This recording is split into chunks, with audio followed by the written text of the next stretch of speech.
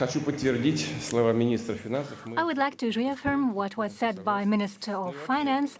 We stand for the competition. I fully agree with that. And I will have to state that I will have to reiterate what they have already said. They have already mentioned the most interesting things. But what I'm going to say is also important because it is going to mean that we have a consensus in our economic policy between the government, the presidential office, the central bank. Regions of the Russian Federation are not represented here, but let me assure you that we are working in close contact with them, with the business. And in general, we have a high level of solidarity and efficiency. At the outset, I would like to welcome the guests and participants of the plenary session of the International Russia Calling Forum. Good afternoon. It has become a good tradition that this event brings together entrepreneurs and investors from dozens of countries of the world for meaningful discussions on issues that pose interest for the business and directly impact the development of trade and investment ties of Russia with foreign countries. I know that in the focus of your attention are the main trends, both in the global economy, on the world markets, and in the Russian economy. The specific tasks that we set for ourselves in order to promote the business initiatives in our country and in order to launch new and promising projects. Hence, for the expanding of opportunities for profitable investment in most different fields. Those are the topics I would like to briefly address in my remarks. As you know well, the world of today is characterized by high turbulence that was largely provoked by non-competitive struggle on the part of some Western countries. Using their monopoly on certain markets in the field of finance, they impose illegitimate unilateral restrictions and thus seek to exert pressure on sovereign states pursuing independent policy. In fact, Western countries want to eliminate rivals and preserve their former privileges, that very waning monopoly in the changing world of today. Well, you know, in the post-Soviet times, we used to say, and that is, our Western then partners taught us all difficulties should be overcome not by administrative measures, but with market measures. And restrictions are an attempt to maintain the administrative ways to govern the economy. It's not a successful or effective attitude.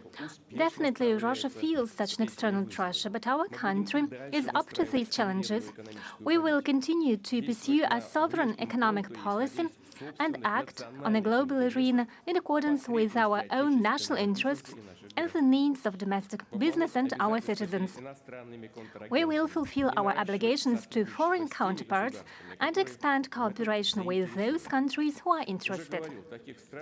As I said before, such countries that act rationally and pragmatically constitute an absolute majority.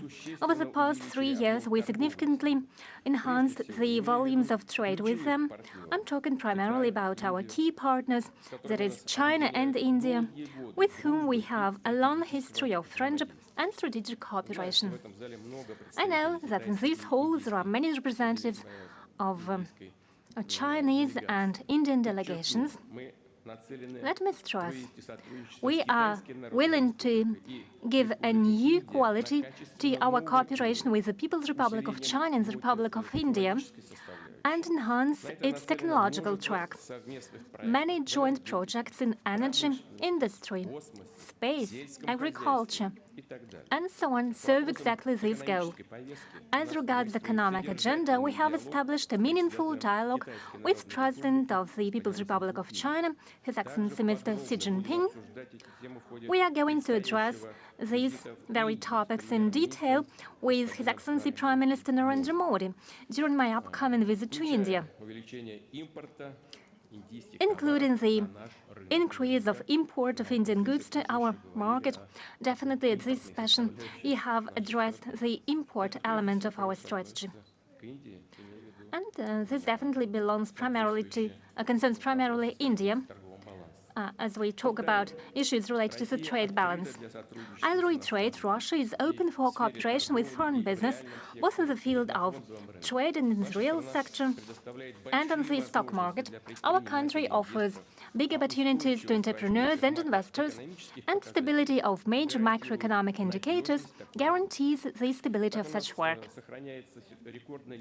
For example, we have the unemployment level at a record level of 2.2%. Well, probably I'll have to reiterate what was definitely already mentioned here today. 2.2%, that was the level of unemployment in September, and it is low not only for Russia, but also for most large economies of the world. The situation with the public finance remains stable. We have taken timely decisions concerning both the income and the expenditures of federal budget. At the same time, we in full measure financed the key priorities. Those are social obligations, defense and national security, as well as our tasks related to the achievement of national development goals.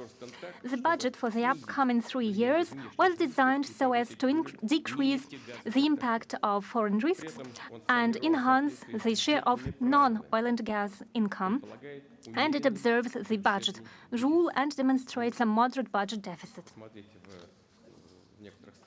Well, look at some countries. The European Union, for example, we plan 1.2% for the coming years. Let me stress, you've definitely already mentioned the sovereign debt of Russia. It is at less than 20% of GDP, and it's one of the lowest indicators in the world. We continue to pursue a balanced and responsible budgetary policy. We take consistent decisions as regards monetary policy, and we managed to achieve a slowdown in inflation. Let me stress, it was a key achievement of this year, while in March we had a double-digit inflation. Now inflation is less than 7% year-to-year, and by the end of December it is estimated to be at less than 6%. That is lower than was forecast by the government and central bank. Our experts now calculate, taking into account various parameters, but in general it looks as I have just said, and we hope this trend will maintain. At the same time, there is the slowdown in economic growth over the past 9 months. The GDP of Russia has grown by 1%. In the third quarter, the growth of GDP was at 0.6%. Year to year, we estimate the GDP to be at the level of 0.5 to 1%. That's what we expect when the central bank set the key rate. At the same time, there are certain imbalances. In some industries, the output in this year not only didn't increase, but decreased. Are we satisfied with such trends? No. I'll remind you that in December, the government and central bank were given principled tasks, namely to ensure a transition to a balanced growth model, to preserve a low unemployment level and a low inflation level, and at the same time to effect structural transitions and changes in the economy with the goal to reduce the share of grey and black market and enhance its compatibility. We'll discuss it in more detail in 1 week at the session of the Council on Strategic Development and National Projects. Primarily, we should seek a great investment growth and invest in the development of production and services. We need to launch new projects in industry, agriculture, infrastructure, high-tech, tourism, and so on. Over the past 3 years,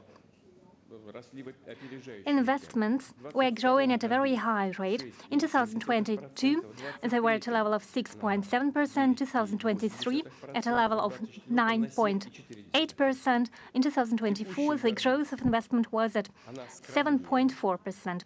This year, the growth is more moderate, but in general, it remains positive growth.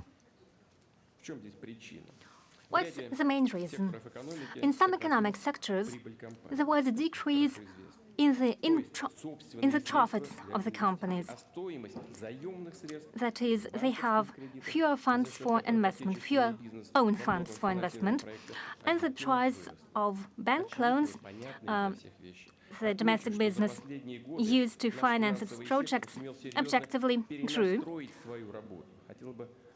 Well, over the past years, our financial sector managed to readjust its work.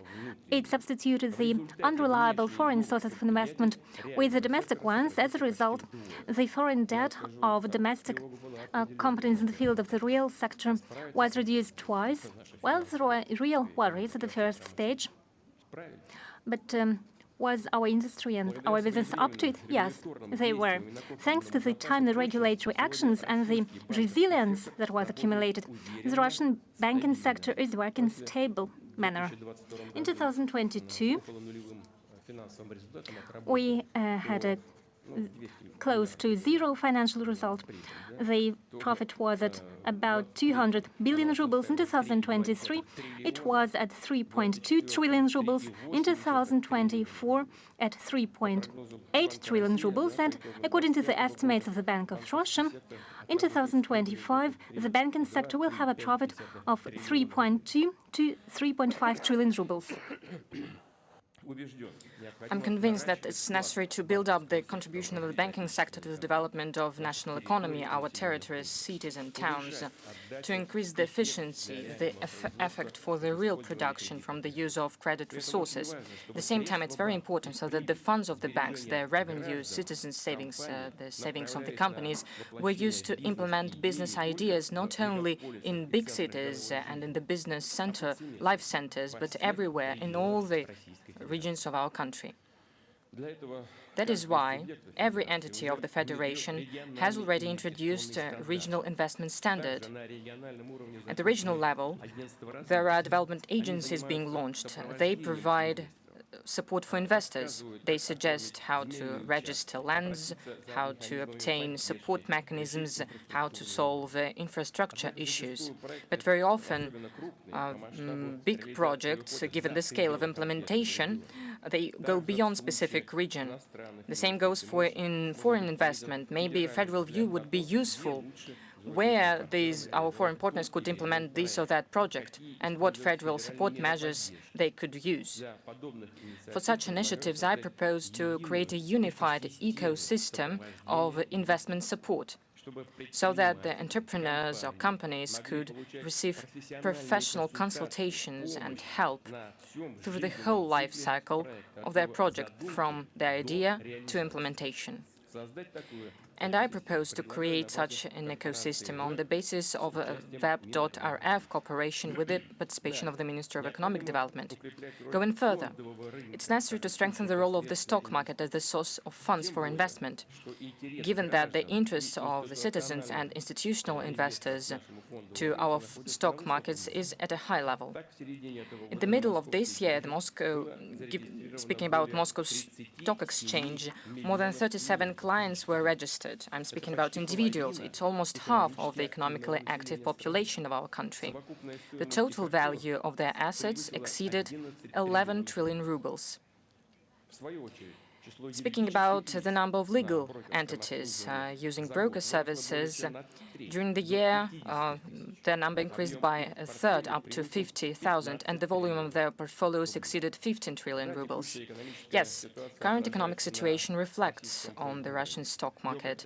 Its capitalization has reduced a little and now stands at around 23% of the GDP. This year, only 3 companies listed their shares for the first time, including our leading development institute in the sphere of housing, Dom.RF Corporation.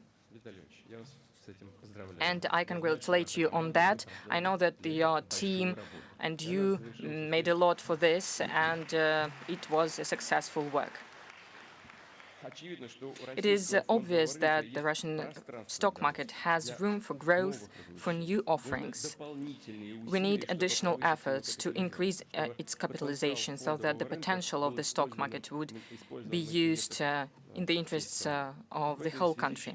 That is why I think what I suppose possible to suggest is that to invest in bonds and shares of funds. But increasing debt is not the only instrument to expand productions and launch investment projects. For long-term development, it's also important to attract share capital. In order to intensify this work, I asked the government in the nearest future to organize a program of initial and secondary public offerings for the companies with the public ownership. At the ministries, I asked to outline a sectoral plans for big issuers to get listed.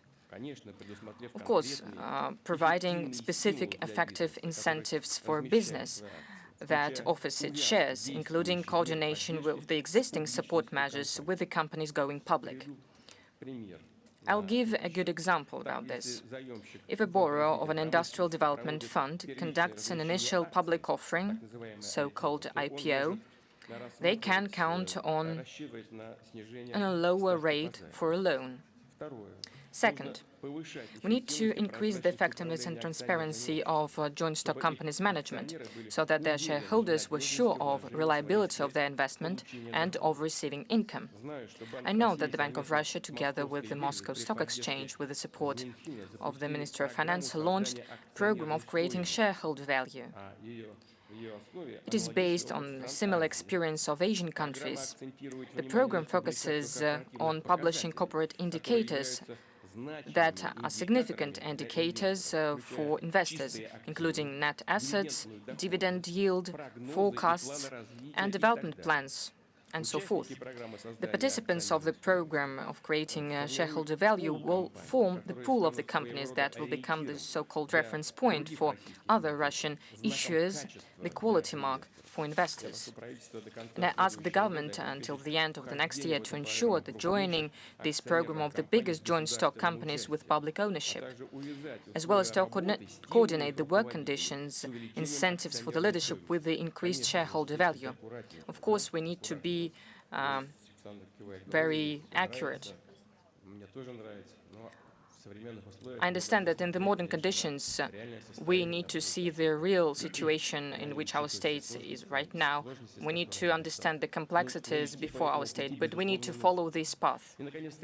And the third, finally, it's important to continue raising attractiveness of the capital market, strengthen the trust of the investors, and to ensure the inflow of funds. More countries join the program of long-term savings that serve as an important source of long-term investment. We have already concluded more than 8 million such agreements, amounting to almost 560 billion rubles. Last year, during this forum, I gave an instruction to further stimulate the so-called family savings. I'll remind what I'm talking about. If parents open in favor of their kids a product of long-term savings, add funds to it, they can obtain a tax deduction for personal income tax. The size of the deduction will be based on the sum of real contribution, up to 500,000 rubles for every parent. It means that the highest possible sum for a family to obtain a deduction will be 1 million rubles, and the necessary changes to the legislation have already been made. Moreover, there are preferences for employers that co-finance savings of their employees in the long-term savings program. They'll come into force since September the 1st next year. We'll see how these innovations will work out, how business and citizens will assess their effectiveness. And after that, we'll fine-tune these measures or launch additional mechanisms to develop our stock market. Distinguished friends, feedback, constant dialogue with business community and investors are the key condition for improving business climate, for strengthening investment dynamics as the guarantee of confident long-term economic growth. It is important to take into account opinions, proposals of national business and our foreign partners, as well as the best foreign practices, we also need to assess our own experience to solve tasks and problems that our business considers to be of paramount importance. It is essential that the forum, Russia Calling, gives an excellent opportunity to conduct open, constructive discussion on all these issues. I know that you have a very active discussion, and I'm sure that it's very substantive and very useful. I would like to thank you. Well, of course, I'm speaking to our foreign friends and partners. Thank you for being here. Thank you for showing interest to our work, and I wish you all the best. Thank you for your attention.